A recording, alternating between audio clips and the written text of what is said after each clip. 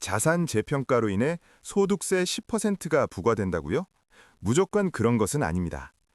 저는 워크숍 참가자 중 한 참가자로부터 질문을 받았는데 그 참가자는 지방정부 소유 기업 BUMD였습니다. 이 지방공기업은 케멘트리안 PUPR로부터 사업에 필요한 장비를 무상 증여, 희바 형태로 받게 될 예정이었습니다. 이 자산들은 과거에 사용되던 자산이었기 때문에 PUPR에서 재평가, 리밸류에이션을 실시했습니다. 이 재평가의 목적은 지방정부가 해당 공기업에 출자하는 자본금의 정확한 금액을 산정하기 위한 것이었습니다.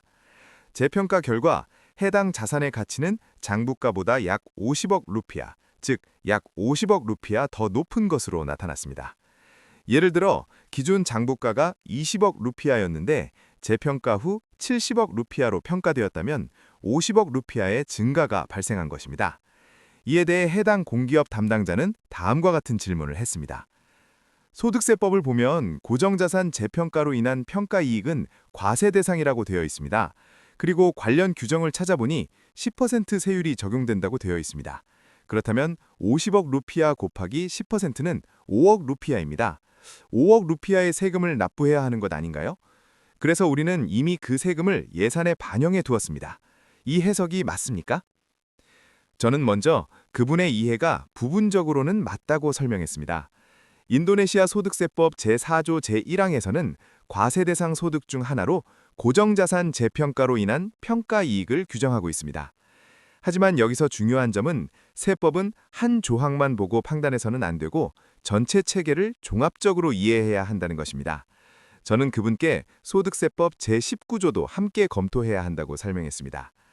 소득세법 제19조에서는 고정자산 재평가가 가능하다고 규정하면서 구체적인 세무 처리는 재무부 장관 규정에 따르도록 위임하고 있습니다. 즉, 법률만으로는 최종 판단을 할 수 없고 재무부 장관 규정을 추가로 확인해야 합니다. 관련 재무부 장관 규정 PMK 79에 따르면 고정자산 재평가에 대해 소득세가 부과되는 경우는 세무 목적을 위한 재평가인 경우에만 해당합니다. 여기서 세무 목적이란 재평가를 통해 세무상 혜택을 받는 경우를 의미합니다. 예를 들어 자산 가치가 증가하면 향후 감가상각비가 증가하게 되고 그 결과 과세소득이 감소하며 세금 부담이 줄어들게 됩니다. 즉, 미래의 세금 절감 효과를 얻기 위해 재평가를 하는 경우에는 재평가 시점에 10%의 최종 소득세를 납부해야 합니다. 하지만 이번 사례에서는 재평가의 목적이 세금 절감을 위한 것이 아니라 정부 출자 자본의 금액을 산정하기 위한 것이었습니다. 또한 재평가를 수행한 주체는 공기업이 아니라 PUPR이었습니다. 공기업은 단순히 재평가된 자산을 수령하여 회계상 자산 증가와 정부 출자 자본 증가로 기록할 뿐이었습니다.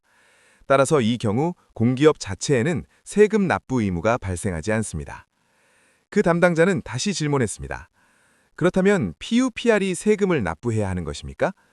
이에 대해 저는 소득세법 제2조를 검토해야 한다고 설명했습니다.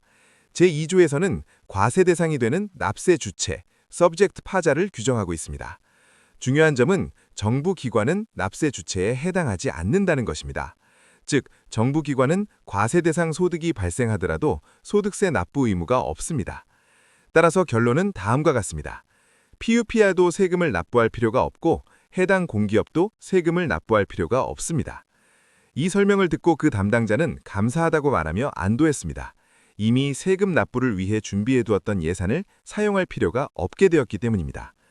이 사례에서 알 수 있듯이 세법을 이해할 때는 단순히 한 조항만 보고 판단해서는 안 되고 관련 규정 전체를 체계적이고 종합적으로 해석해야 합니다.